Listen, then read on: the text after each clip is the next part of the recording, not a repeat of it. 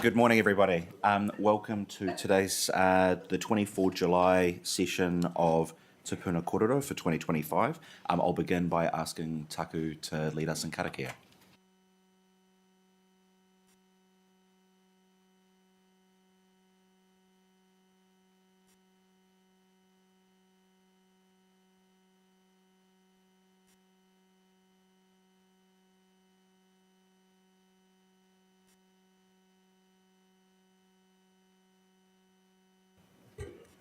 Thank you, everyone. Moving through to apologies. I understand we have Councillor Leggett attempting to join us online, so I will just note that. Hopefully he will be on soon, and we have a leave of absence for Councillor Johnson. I don't have any other apologies, so I will move that.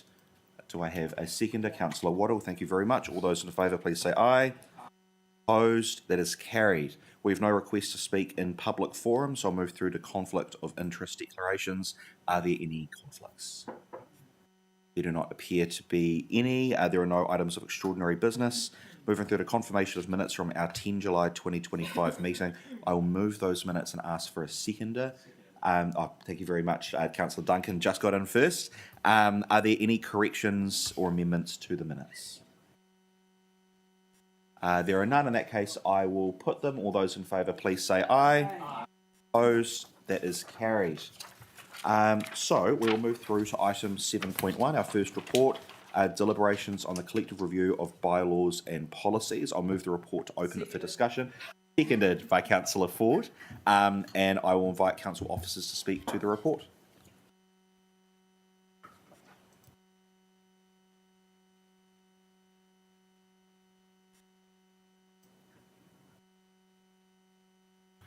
Thank you, Mr. Chair. I'll keep it short. So we consulted the public on this review from the 6th of May to the 6th of June. We received 5 submissions. We've incorporated some of the suggested amendments made by submitters, some not. This is in addition to the minor amendments that we consulted on. I've talked to the relevant teams around council on these changes, and I'm happy to address any questions you have. All right, thank you very much. Opening for questions, Councillor Duncan. Yeah, thanks very much for the report. I love the correction of spelling it publicly on page 40. Page 44, Part 9 reserves bylaw 9.3 interpretation.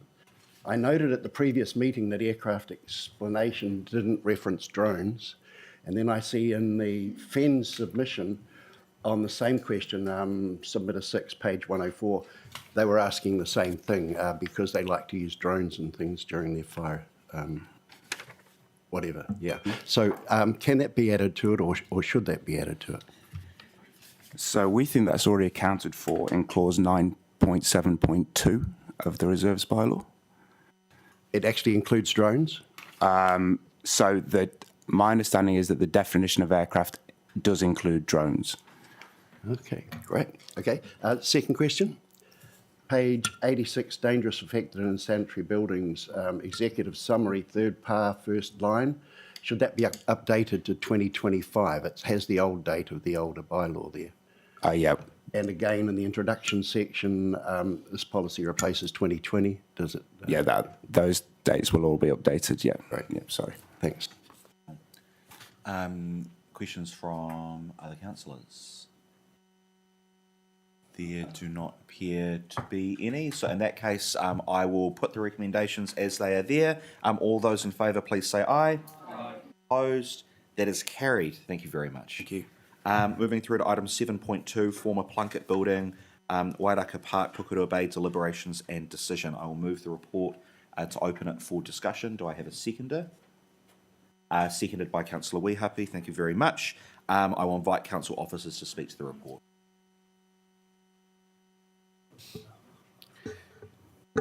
Tēnā koutou. With this report, officers are seeking a decision on the future of the former Wairaka Park Plunket building. Te Puna Korero heard from 2 submitters in June. The recommendation put forward in the report is for option 1B, which is to demolish the building while exploring a lease at some future date. Excuse me. The recommendation put forward is quite finely balanced and is proposed for a couple of reasons.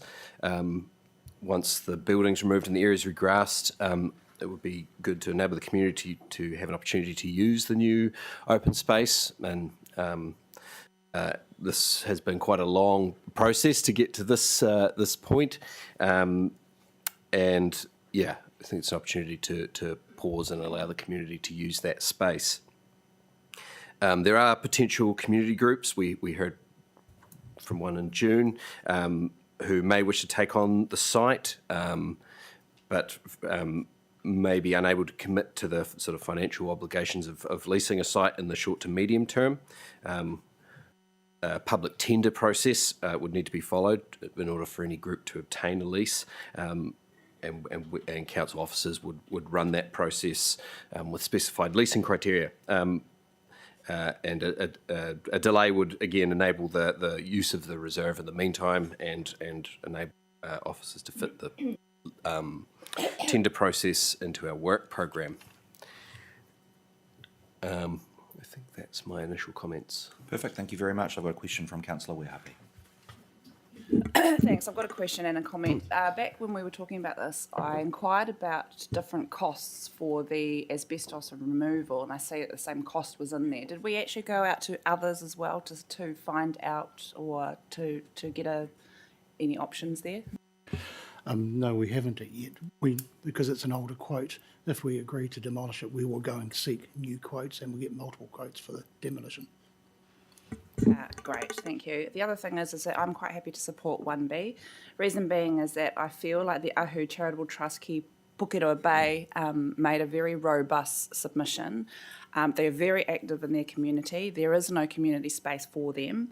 I also feel they indicated quite a strong support from a lot of the community there, and I guess that they need to apply for funding and things like that, which is the reason for the defer, so I'll be supporting this. Thank you. Thank you, Councillor Wehapi. Mayor Baker. Thank you. I'm pleased to hear that you are going out for those costs, because they do seem really high, and I think we're in a market condition where quotes should come down, because 56k is a lot. It would be good to get the reserve tidied up. I do agree with Councillor Wehapi that the hub, definitely want to do something, and they're not financially there at the moment, but the whole community seem to agree on this, so I will be supporting 1B. Thank you very much, Mayor Baker. Councillor Hayward. Thank you, officers, for coming in. Point 42 covers my questions around what would happen in the with regards to the current space if we were to take option 2, which is what has been, option 1B, which has been recommended. I want to go to point 43, and you've alluded to it already in your prelude to today's questions. What is a reasonable time frame in terms of before we go to seek public consultation? Through the chair, in terms of the time frame,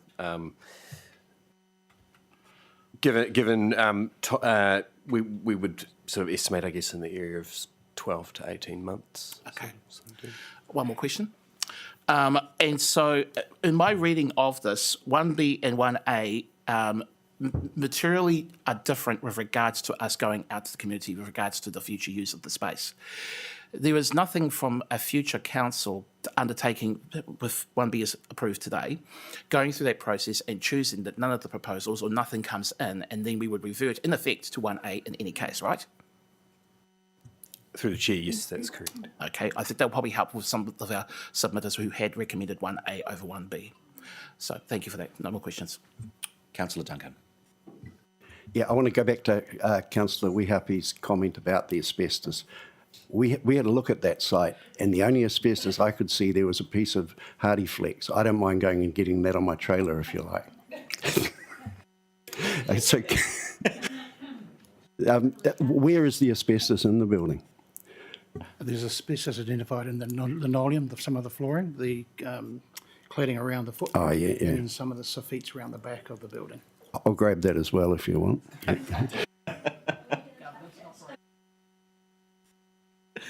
Oh dear. That's noted. Thank you, Councillor Duncan. Councillor Philo. I'll also be supporting 1B. I think that it is it'll be good that the community, whatever's going to happen there, they'll be the ones leading it out, rather than having council decide what's going to go there. So I'm in support of that recommendation. I did have a question though around point 64, which was it listed the cost of this consultation as $9,545. What is that? Oh, plus officer time. So can you just give me an explanation about what some of those costs were? Through the chair. Yes, so as I alluded to in my introductory remarks, this has been quite a long process we've gone through.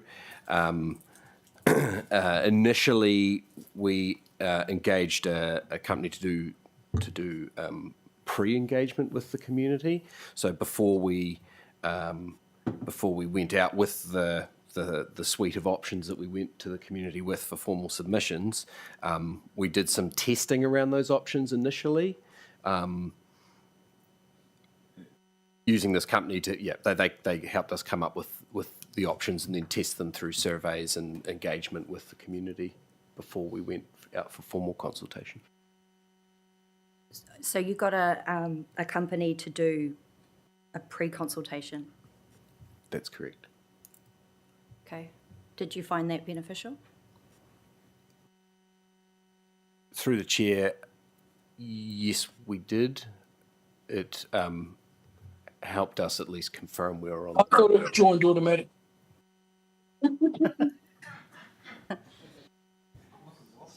Good morning, Councillor Liga. Good morning, sorry. A few worries. technical problems, All good. We can hear you now. Sorry, yeah, we can continue. obviously. Thanks. Through the chair, yes, we found it quite useful in terms of being able to test those initial options. There was a larger suite of options previously before we brought the initial request to consult to the committee in February.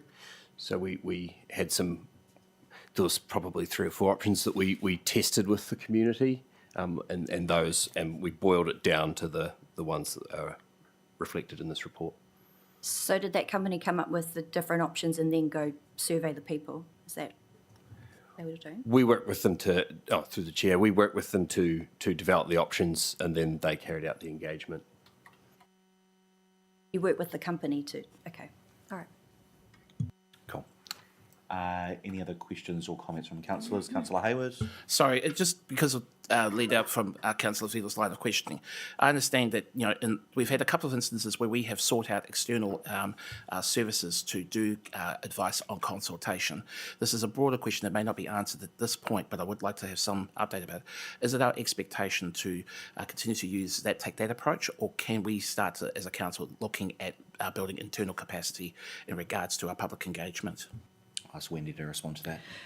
We do have some internal capacity, but consultation, because of its nature, is quite lumpy.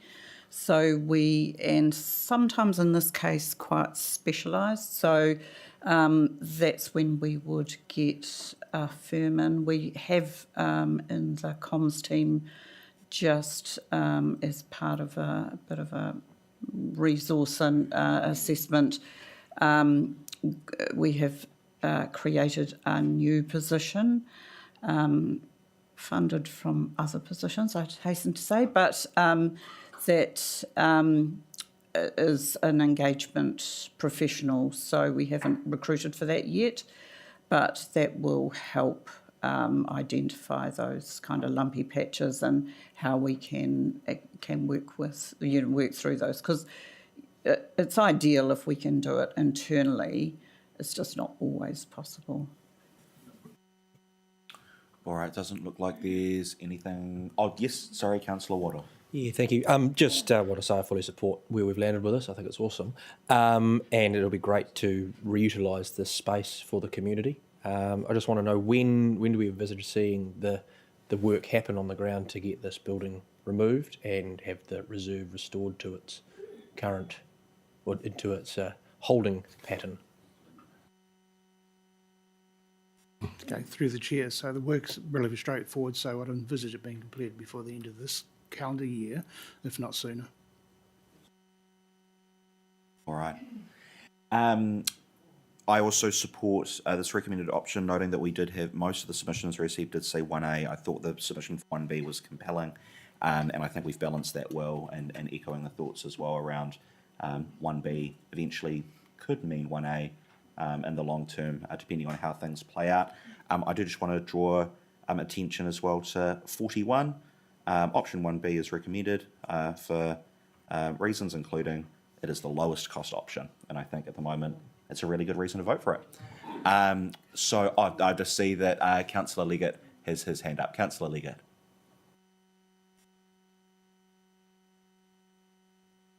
Yes, just seeing that everyone else has had their say. I also support this option. I think it is the best option. I reflect what you've just said, Josh, in terms of it being the cheapest option as well, and it does give us wiggle room for the future. So I'm fully in support of this, and good work done. Cool. Thank you very much, Councillor Leggett. So with that, I'm going to put the motion with the recommended option. All those in favour, please say aye. Opposed? That is carried. Thank you very much. All right. We can move now to item 7.3. So just noting, councillors, as we move to 7.3, that I'm moving this with the recommendation that isn't in the report. Just to clarify, so new recommendation 2 is that we agree to submit to the Ministry for the Environment on the RMA National Direction Packages 1 to 3, and what is currently recommendation 2 becomes recommendation 3. So that's just cleaning that up procedurally. So I will move that to get it on the table. Do I have a seconder? Mayor Baker, thank you very much. And I'll hand over to Rory to introduce this. Kia ora. Yes, my name is Rory Smeed and I'm the Principal Policy Planner in the District Plan team. This is a very brief overview. The government has introduced proposed changes to national direction, which are national policy statements and national environmental standards. There are 4 packages currently out for consultation at the moment. This is covering packages 1 to 3. It covers a range of changes to national direction, including existing national direction, as well as introducing 4 new pieces, which are 2 national environmental standards and 2 national policy standards, national policy statements, I should say. The submission is due relatively soon on Sunday, so officers have analysed the proposals and have prepared a draft submission, which is attached to the paper.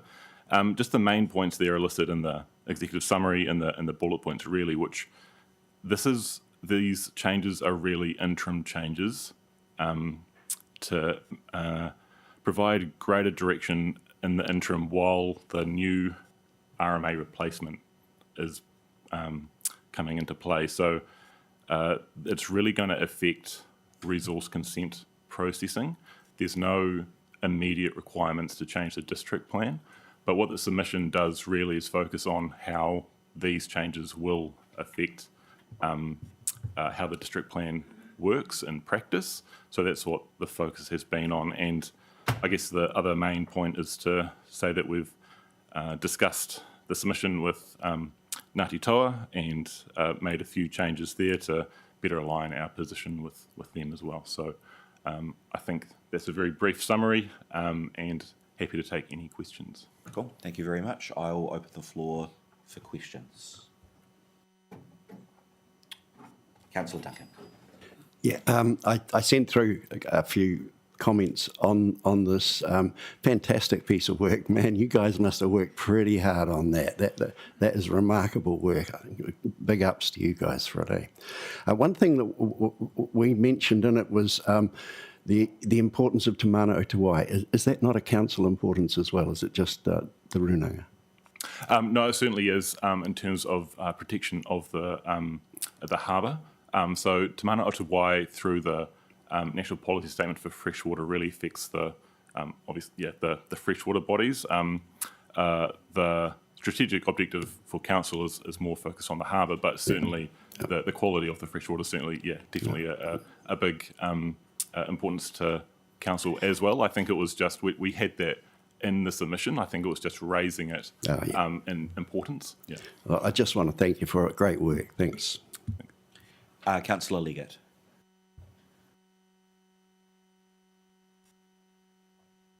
Yeah, thanks. Look, I reflect Councillor Duncan's comments. I think it is a great piece of work, very comprehensive, based on what's been in front of us. I just had a question, or a couple of questions. One is a comment around, can you just explain to me what generally supported means? We say we generally support, and then we list a couple of things where we'd like changes. Well, we may be able to reflect that in a different way, because I see on page 209, you've said that it says you generally support it as they reflect good planning practices. So we actually support it, not generally support. Sorry, I'm being pedantic, but I just was confused about what generally supported meant. Yeah, so sorry, through the chair. And honestly, it's kind of hedging our bets a little bit in terms of that there are some changes that are needed. And while we want to support the intent of the changes, the principle, I suppose, of better enabling, there are some changes that are required to ensure that in practice it will have good outcomes through, for example, resource consenting. So, yeah, but I take your point. We could be more clear, I suppose. Look, yeah, I'm happy to see that. It was just slightly pedantic, but I was just a bit confused about that. The other question I have is, so in the forestry thing, where we seem to be on the forestry side of it, we seem to be saying that we don't agree with a lot of stuff in there. I just wonder how that relates to some of what I've been reading around the forestry that's going to take place, or the forestry felling and maybe growing in those sorts of situations up in Plymouton there. Does that have any relationship to that, or could that in the future? Through the chair, I suppose if it's covered by those regulations, any commercial forestry would be affected by these national environmental standards. Both the regional council and Porirua City Council implement those different aspects of it. But I think the changes that are proposed are actually, as I understand it, are rolling back some of the changes that were made after the large weather events in the North Island, Cyclone Gabriel and that. And so it didn't appear to me to have a particularly rational basis as to why those were being rolled back. And so that's why we've opposed those. It just seems to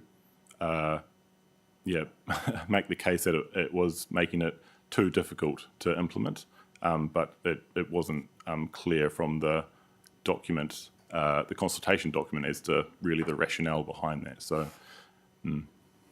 Okay, no, thanks for that. And can I just have one final question, Josh, or comment along the lines of what Councillor Duncan wrote?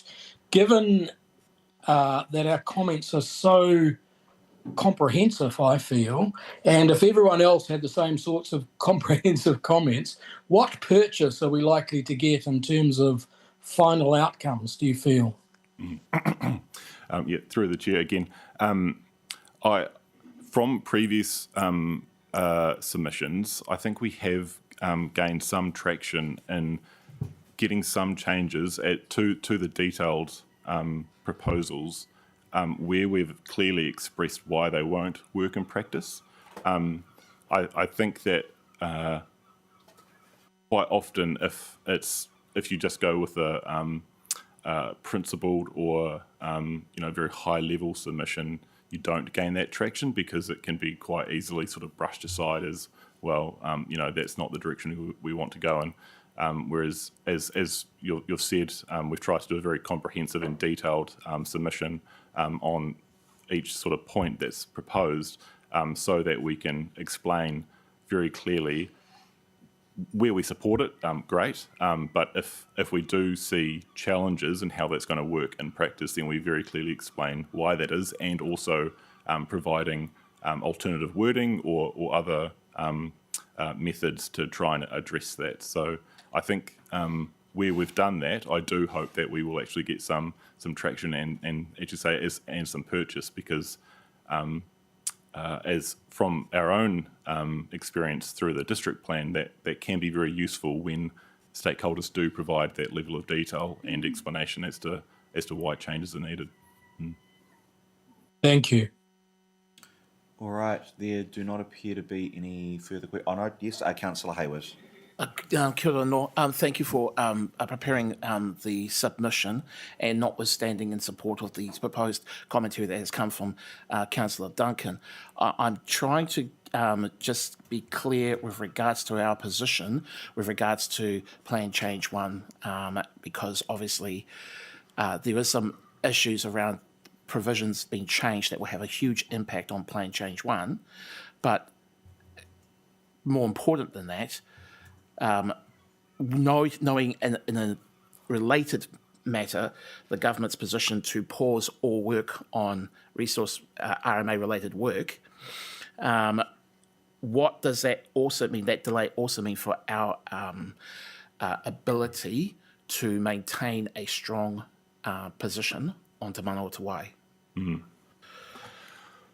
Well, yeah, through the chair, might have to just think about that a little bit. The Te Manadatory through the National Policy Statement for Freshwater is mostly implemented through the regional council.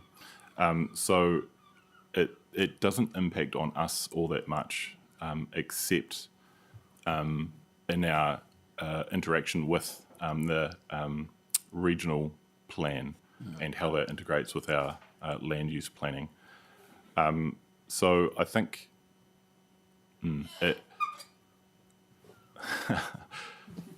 I know it's a purely question. Yeah. I was just thinking, I just had one thought there when Rory was speaking, which was that the Greater Wellington processes for their regional policy statement and their natural resources plan haven't been affected by the government's announcement. So they are still running.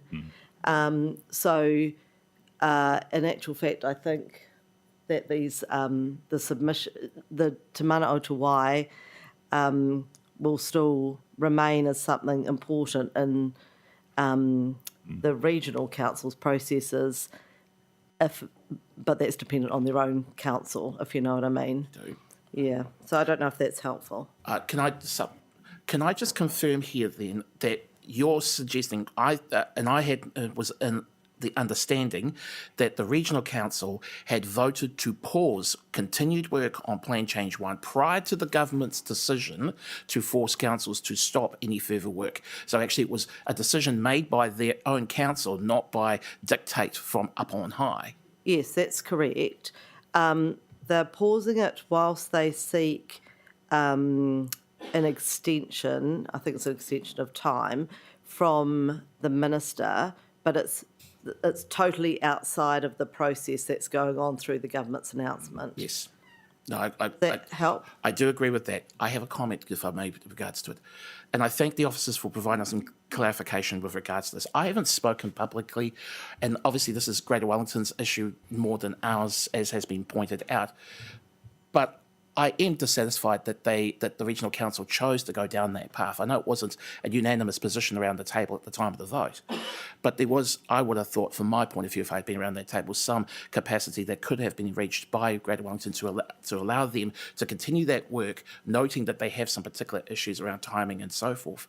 This is all moot, though, because the central government has decided, nah, you're all going to stop. And we're all going to, and you're all going to, follow on with our tune.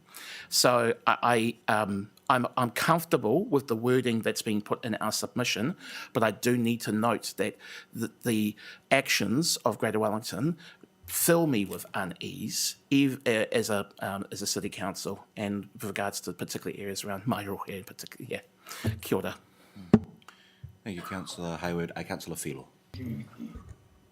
I've got a question around the Plan Change 1 and our position. A couple of months back, we were talking about appealing Plan Change 1, and we were looking at, legal costs around that. So is that not happening now?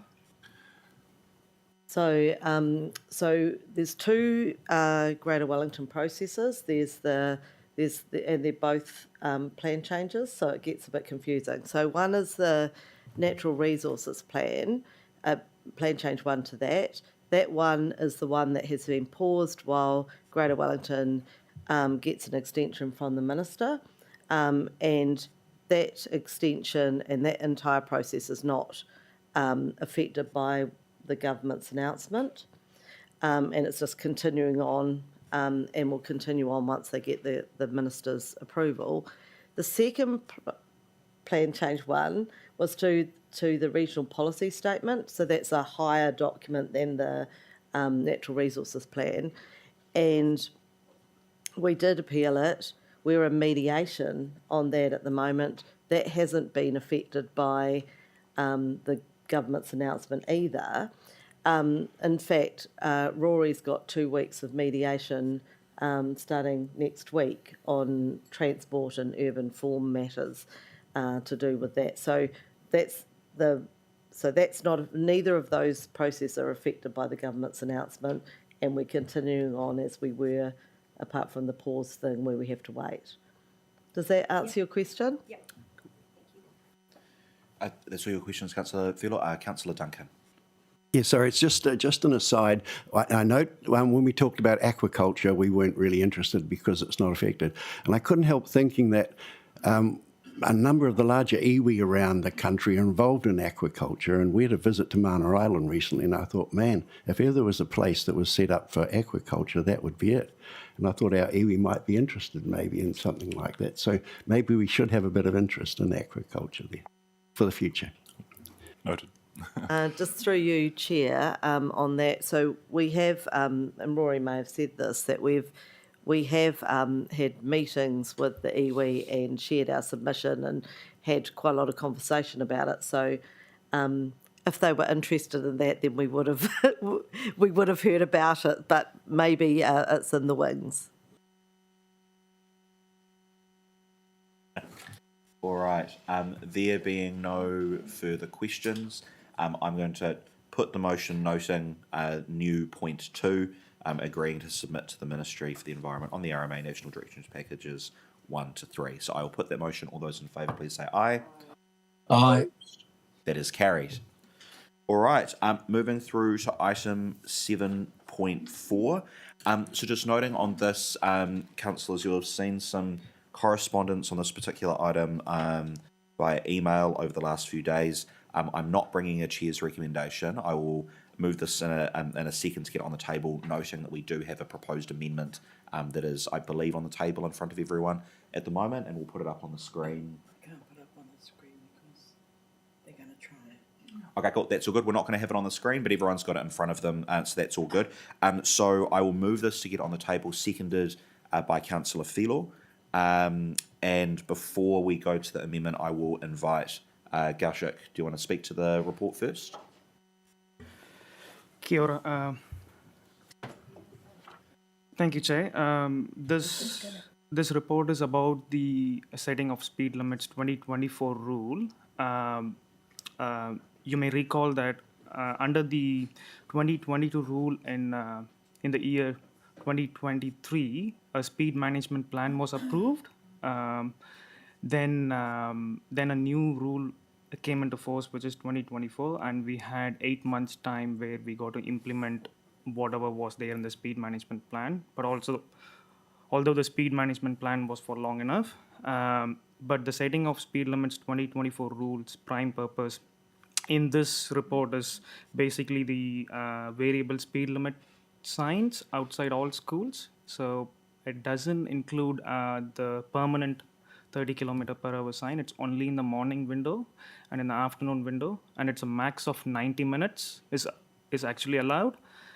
And the purpose of this report is to seek advice or the recommendation on which sign to go for, whether it is static or digital or mix.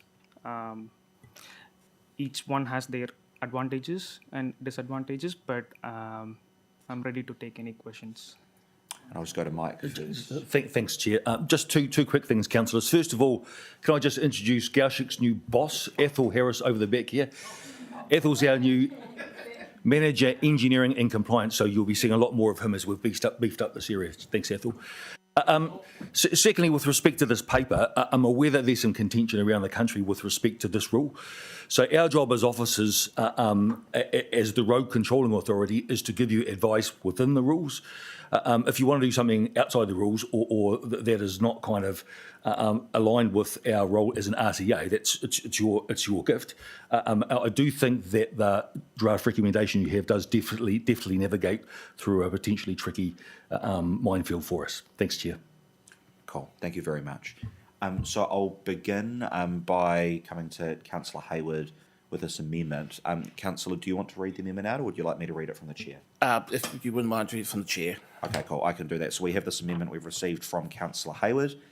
So this would be new recommendation 3.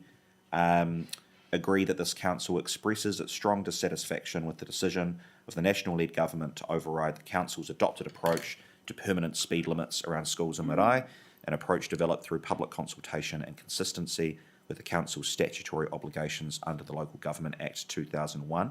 And recommendation 4, agree that the Mayor be requested to convey this expression of dissatisfaction to the Minister of Transport at the earliest opportunity. Councillor Hayward, would you like to move that amendment? Yes. And that's been seconded by Mayor Baker. Thank you very much. I'll invite you to speak to the amendment, Councillor Hayward. Thank you. Kia ora no kia koutou katoa. I, first of all, would like to thank... it's not ideal to bring an amendment this so late, but it is generated. The genesis of this was from the commentary from officers, and I'd like to thank the Chief Executive for their sage advice on how to find a way forward on expressing dissatisfaction. Also, I do want to also give a bit of credit to my colleague to the left here, Councillor Waddle, who I'm now going to call Coach Dub, because he reminded me of the importance of playing the ball and not the man. I'm aware that this is an issue that can be quite emotional, and there is a political connotation above this space, to be sure. But I do believe that there is a shared sentiment amongst many people around this table about the nature of how this is played out through factors beyond our control. And that is entirely the intent of the motion. I think it would be reasonable if everyone were to support this proposed amendment as an additional to the substantive on notice. Kia ora. Thank you, Councillor Hayward. I'm opening the floor to discussion on the amendment specifically. So we will go back to the substantive motion once we have voted on the amendment. Mayor Baker.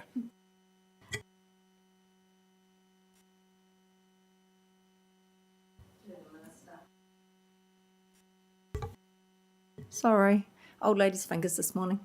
Oh, and his. Okay, I obviously support the motion. I'm happy to write to the Minister. I'm sort of getting a bit annoyed with being told what to do when we go out to consultation and we've already done things. I do support signs around schools. We need to have alternatives as well. The cost is really high. We do have options. So I do want to push back, but I'm very aware that we do not want to lose our funding from NZTA. And yes, they know that I will say something, but we still need to say it just to be heard, because we've already done our consultation. So I find this quite frustrating. Thank you, Mayor Baker. Are there any other questions or comments on the amendment specifically? Councillor Filo, question? I've got a question. So do you know, I think the comment, I can't remember where I saw it, was made that it was cheaper when it was just permanent. The sign was permanently at 30 Ks. So what was the price before versus the price now? Through the chair, the price with static is approximately the same. If we were to go with static signs, the price only goes up if we were to use the digital signs. Because if we were to implement the 30 km/h speed signs, which is permanent, Yeah. which is essentially static, so it's primarily going to be the same.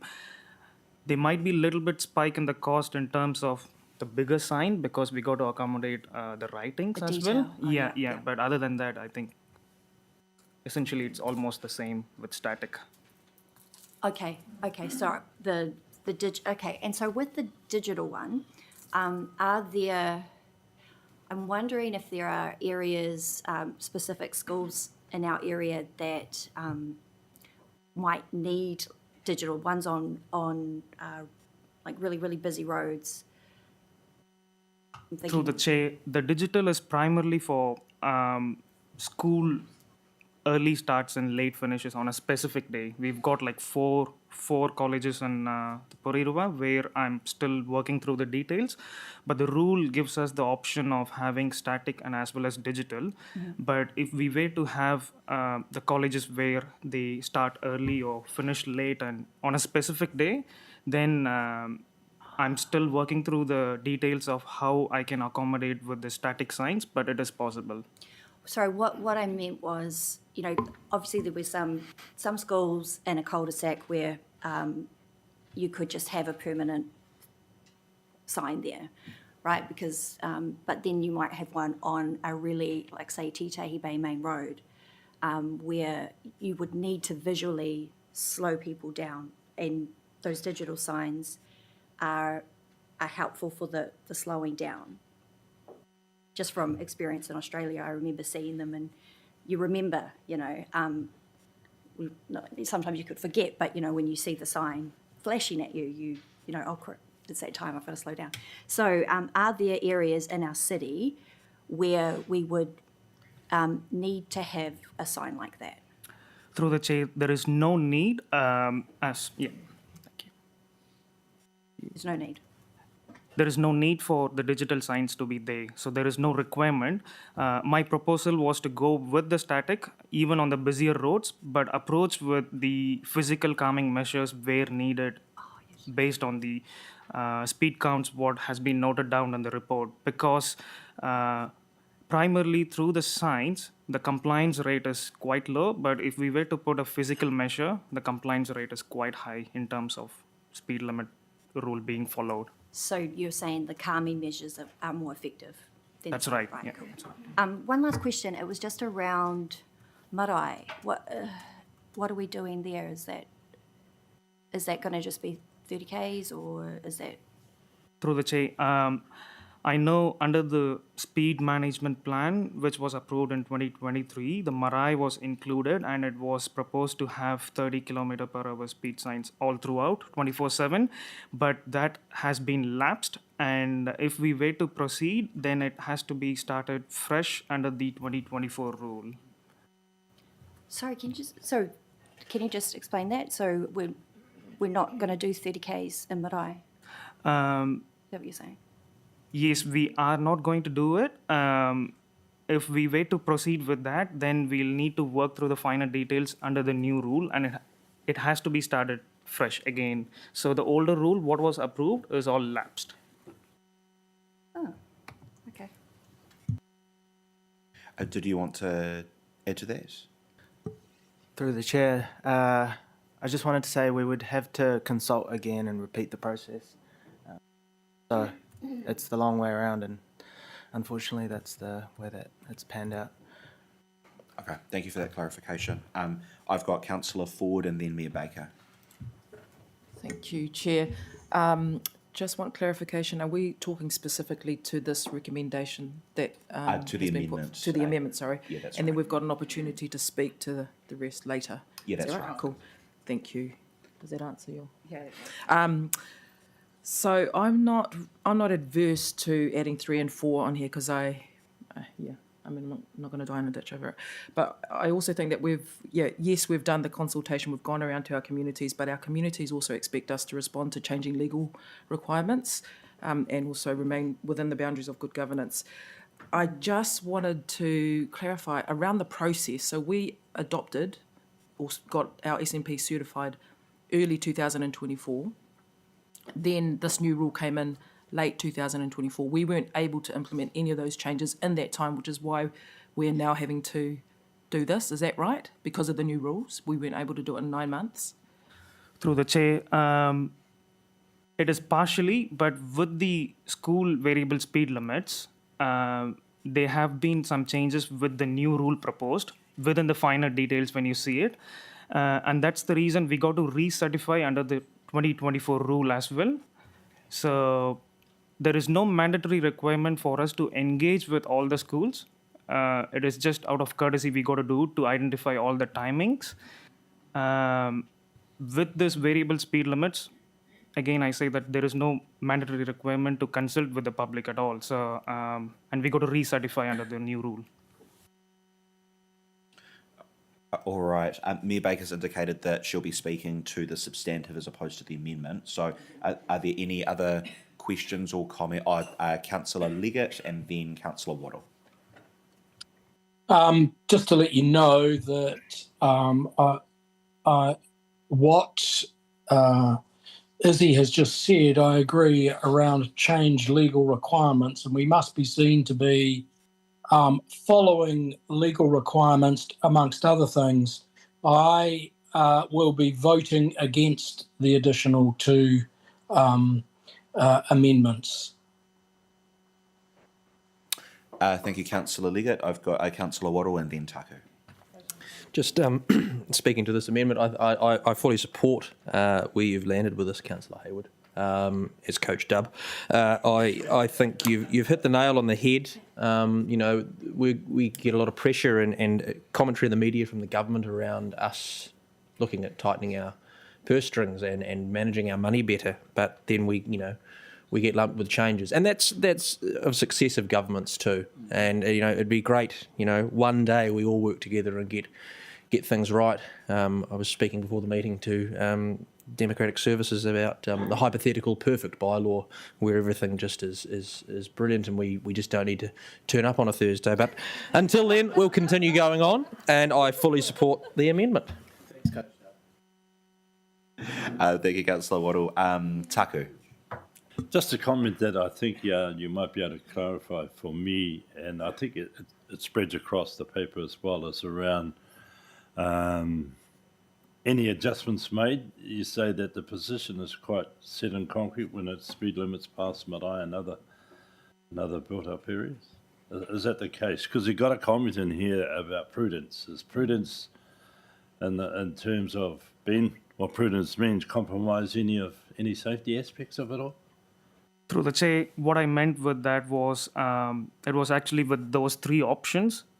It is either for going static or mix or digital way to save cost and reallocate it to other essential projects rather than concentrating on the signs for now, and we release the money for physical works where actual traffic calming can benefit speed compliance. Thank you. I want to echo some of the comments that have been made so far. I'm really frustrated by the lay of the land on this. I think this is a really good report that you've put together from our officers. Thank you. Given the environment that we're in, I don't like the recommendations, but that's not your fault. That's the government's fault. And I guess my concern is that we end up in a position where what we have to choose between now is a static sign, which might be a little bit more expensive, but mostly it's going to be more confusing, more difficult to read, people slowing down, trying to pick up what it is, which actually is more dangerous. I'm not sure if we want people trying to slow down and read signs when they're around a school. It's better if they know exactly what it is all the time, or the more expensive digital sign, and that feels lose-lose to me. So that's why it's very frustrating. So I fully agree with this proposed amendment that you've brought forward, Councillor Hayward. Before I offer you a right of response before we vote on this, are there any final questions or comments from other councillors on this amendment? There do not appear to be any. Would you like to speak again, Councillor Hayward, or go straight to vote? Okay, cool. We're going to go straight to vote on this. This is just for whether or not we include the amendment. All those in favour, please say aye. Aye. Opposed? No. Okay, that's been carried, noting that it was opposed by Councillor Leggett. We had a division request from Councillor Hayward. So I believe everybody else voted in favour. Okay, cool. We will have that recorded. Thank you very much. Moving back now to the substantive motion, I'll come to you, Mayor Baker. Thank you. The signs around the schools are absolutely the most important thing, and the marae, obviously, everywhere where we need the reduced speed limit. And the flashing signs, definitely, I know the cost of them is high, but the cost compared to kids' or adults' lives. So, I mean, I do prefer those signs. But what I want to know from you guys is what's next? Are you then going to come along and put parking restrictions outside schools, or are you going to do speed bumps anywhere that aren't included in this? Is that your next plan? Through the chair, the plan was to identify the speed limits, the speed counts for all the primary roads across all the schools through those pneumatic pressure tubes. We have that in data. Then once we have it, while we implement the speed limits, if we were to go ahead, and then based on the speed data, we can target approach each of those schools where the roads or where the compliance is not meeting just with the signs, and we can target some specific speed calming measures. That's the approach, data driven. So this is the first bit, because we've already got schools in the cul-de-sacs where everyone says it's slow and everyone's illegally parking and we have signs, but we do not have the number of people in the compliance team to go out and ticket all these people all the time. So, we tried the yellow lines in Papakowhai and that seems to be working, but I just wondered, so this is stage one basically, and you're going to come back and say, maybe we put parking restrictions or calmings in other places around these schools? Through the chair, yes, but that's separate. I just wanted to know the direction, because I feel like I don't want to be led down the garden path and then say, you told us this, so thank you. I've got Councillor Hayward. Ngā mihi anō. So I'm going to vote on point 2, but vote on yes on every other part.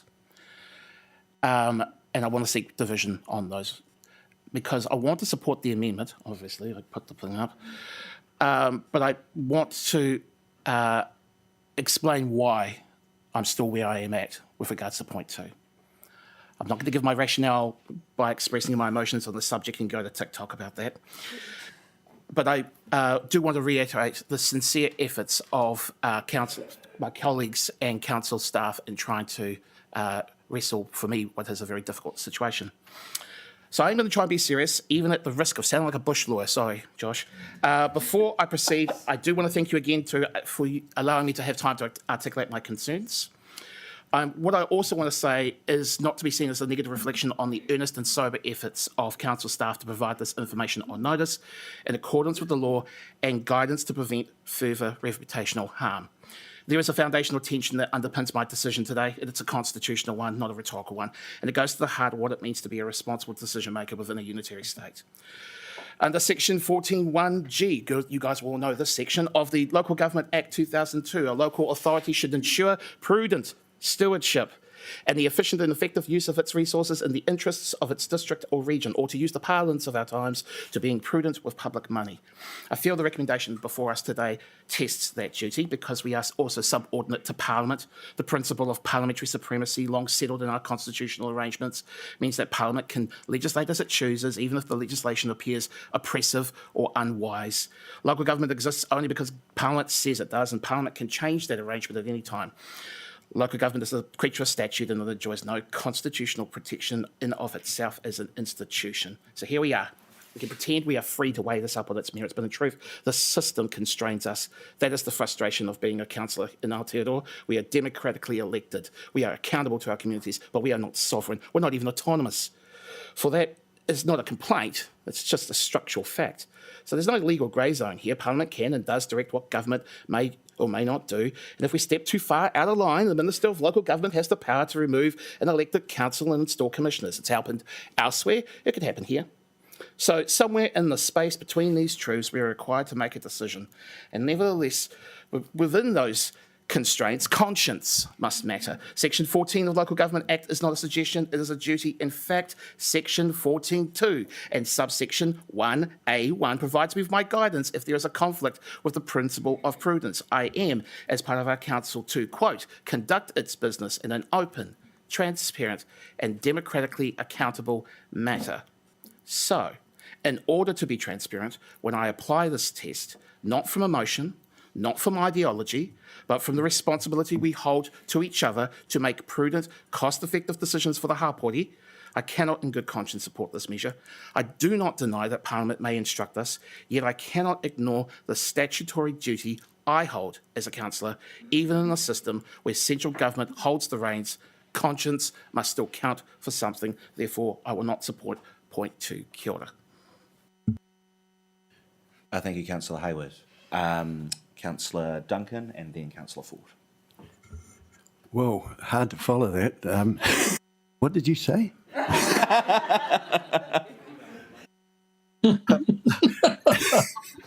I just have a couple of questions around the 30K limit. So we don't cover preschool. It's primary school and secondary school. Is it also tertiary? Like, would Wairaka Drive be all 30 kilometres an hour? Through the chair, whatever schools is there in the Ministry of Education, that's what I've taken. So that's the 36 schools. But what was your question again? So like, well, Titahi Bay Main Road, will that now become 30 kilometres from Tapini Avenue to Main Road? Through the chair, whatever has been there from the Titahi Bay Intermediate School, if you take 300-metre diameter, within that range, it's going to be 30 variable. Right, okay. Wow, that's going to change things along the main road then to Titahi Bay. That'll be a nightmare.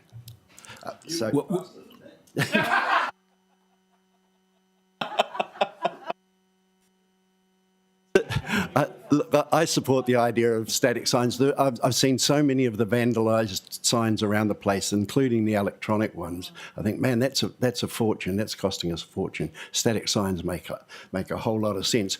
I also think that the cost of the static signs, why don't we forget about signs and just put a speed camera at every school? Same as the signs. No, look, good work, guys. But yeah, I worry about Wairaka Drive and I worry about Titahi Bay Road. I think that's going to be a nightmare. Councillor Ford. I just wanted to echo something that the Mayor said. I think the change affects speed limits around some of the most vulnerable parts of our city, so the schools, the marae. So whatever our position, keeping safety at the front of our decision-making needs to be paramount. And that was all I had to say. Thank you, Councillor Ford. Any other? Yes, Councillor, we're happy. I'm not going to repeat what all my colleagues have said, but I do. It is a little bit gutting when you go through such a huge consultation process. We went through that with Hongaweka in regards to the marae there, Maraeroa and Horota. So, just to say, well, that was just a big waste of time and we go back to the drawing board. I guess we've got to own that. Thank you to the government that wants to stick to the basics. A new government anyway, might change it again. But anyway, I do get, when you're talking about option 2, I'm not saying that I fully support it, but there are some schools that actually do need the electronic signs, and I'll use Paremata School as an example, when Councillor Leggett and I fought for those electronic signs because of the speed and the coming off state highways and things like that. Schools and cul-de-sacs like Papakowhai schools certainly don't need an electronic sign, so I kind of get the rationale for that. But my question for that is, going forward, if we implement option 1, what would be the chances down the line if we decide, oh, actually, hey, maybe we do need an electronic sign outside this particular school because the road is dangerous? Through the chair, that's actually right, because if we were to implement the static signs, we are also going to take the speed data. So then based on that, we can check the compliance and come back and always revisit and install the digital signs anytime. So the rule doesn't restrict us. Thank you. Okay. Doesn't look like there are any other questions. Yes, Councillor Leggett.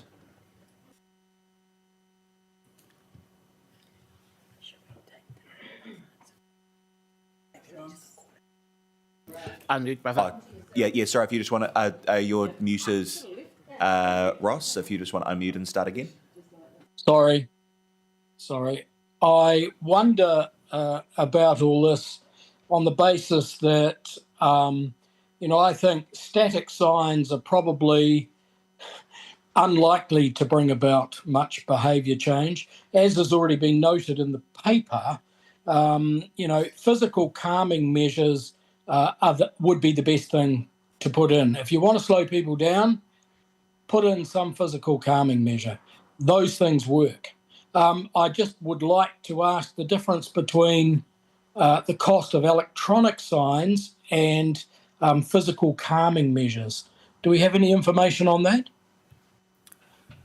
Through the chair, I haven't noted it down in the report, but the physical calming measures, it really depends on what we are going to put. But if we take a raised safety platform with including a pedestrian crossing on top of it, then it costs around like 350,000 approximately for one of it. So it does have a cost impact, and that's the reason why speed data will help us determine where specifically it is needed. Okay. I mean, that would be my preference going forward. But in the meantime, I am conscious of cost, and so I believe that static signs and the gathering of speed data will be useful for us in the future. Thank you, Councillor Leggett. I want to echo some of the comments that have been made. This rule change, this requirement by the government, I think has put us in a really difficult position. I think we came to a really sensible decision last year. We found an outcome that our community supported and that was affordable and was safe for our kids. And that ticks off all of our boxes. And we're now being told that we aren't allowed to do that. And we've got to choose between options that either are not quite as safe or a little bit more expensive. I think the advice that we have here from officers is really good in that framework. I agree with Councillor Hayward. I don't think that I can support this. My view is we shouldn't have variable zones, but if we are going to have variable zones required by the government, then we probably need to do the safest option and have the digital signs, but the government should stump up the cash. They want us to do something that is more expensive than what we have proposed. Sure, go ahead and do it. Give us the money to do it. Don't put that back on ratepayers and then tell us that we're spending too much and rates are going up too much. So it's not good enough. I'm not going to be voting in support of that particular part at number 2 because of that, but I will be voting in support of the rest of the motion, including the amendment put forward by Councillor Hayward. I don't believe there are any other questions or comments, so I am going to move through to voting. Sorry, Councillor Wheelock does have a comment. Yeah, look, I just want to echo about my experience when I lived in Australia, and they have digital signs there around school zones, and I felt that they worked because it's a change, right? You see the light flashing, and so that's $10,000. It works. If you're looking at $350,000 to put in calming measures, that's quite a big difference. And if they're both working, well, it makes sense to go with the digital sign. So I guess what I'm trying to say is I would hope that whatever approach is taken, it's not a blanket, and that you're looking at each school and making an assessment on what would be best for the safety. As it's already been pointed out, if it's in a cul-de-sac, a static sign is fine. If it's in a busy area like the Deputy Mayor talked about, then probably a digital sign is more appropriate. Or if you've assessed that that calming measure is more appropriate and you can justify that, then that's a good option too. So I just want to make sure that it is looked at across all angles. Through the chair, thank you for the comments.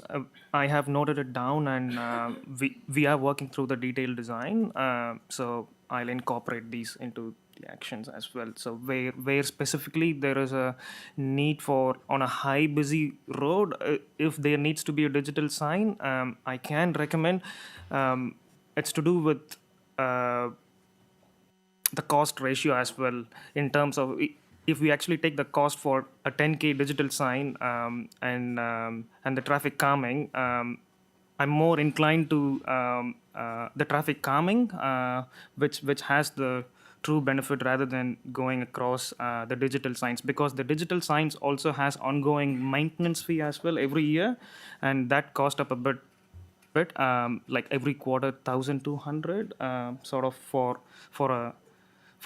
a specific amount of signs. I have balanced it, but I can look at it if it needs to be. But it's truly not a engineering aspect within, like when you actually take signs and traffic calming. Thank you. All right, so I'm going to move to the vote. There's been a request for recommendation 2 to be taken separately. So just to signal my intention, sorry, I see your hand is up, Councillor Leggett. Did you have another comment before we vote? You're muted at the moment. Sorry, Councillor Leggett. Can you read these out for me, please? Yeah, what we'll do. So, thank you. Oh, sorry, before I move to that, Councillor Ford. Sorry, so if you vote against 2, and that goes, like everyone votes against, or the majority does, then what happens? Are we going back to the drawing board? I just want to know.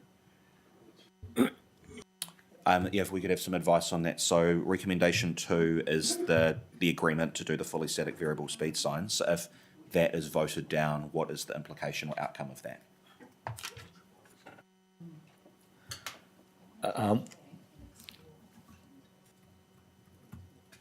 I just caution councillors that we are at risk of not being consistent with what lawmakers have told us to do. And the consequences are, as I outlined in my email last night, potentially. Okay, thank you. Does that answer that question, Councillor Ford? Well, thanks, Mike. I thought that our gift to you was going back with some options that we would like to go back to find out what the cheaper options are or what other options there are out there. So we wouldn't be saying no, we just want to know what other options are out there. Do you not accept the gift? No. I now regret saying that, but not quite that black and white. One of the things I suggested that other councils are looking at is asking for an exemption. I think there's a very low likelihood that that would be granted, just reading the environment as it stands at the moment. But that was the kind of thing I had in mind, rather than just... Thanks. Councillor, we're happy. But that would also affect, or could possibly affect, our funding partners, being our relationships with potential funding in the future for things like this. That is indeed my main worry, is that half of our infrastructure is funded from the same organisation that we are supposed to be complying with. Yep. So I'm going to move to the vote now. I will read out exactly what we are voting on. So the initial vote will be on recommendations 1, 3, and 4. So recommendation 1 is that we receive the report. Recommendations 3 and 4 were the successful amendment moved by Councillor Hayward. So I'm not going to fully read that out again. But just to make that clear, does everyone understand what we're voting on in this initial vote? Okay, so I'm going to put those 3 recommendations. All those in favour, please say aye. Oppose? That is no. Sorry, Ross is against. There was a call for a division. So, Councillor Leggett. Sorry, can you just explain to me? 1 is that we receive the report, which is fine. Yeah, that's right. So 3 and 4 were what Jeff's amendments were, correct? That's correct. So Councillor Leggett, we can record you as having voted against recommendations 3 and 4, but in favour of 1. Fine. Yeah, fine. Okay. We'll note that. Thank you very much. So 1 was unanimous, 3 and 4 unanimous bar Councillor Leggett. So I'm now going to move to putting recommendation 2. As a reminder, recommendation 2 is agree to recommend that Council approve option 1, fully static variable speed limit signs for the implementation of mandatory 30 km/h variable speed limits outside all 36 Porirua schools. So on that specifically, I will put the motion. All those in favour, please say aye. Aye. Opposed? Myself as well. There's a division on that. I believe opposed were Councillor Hayward and myself, and everybody else was in favour. So we'll record that. The motion is passed. All right, thank you very much, everyone. That brings us through to the end of business for TPK. I will note that we will do a karakia at the end of our workshop. So with that, I will close the meeting at 9:40 a.m.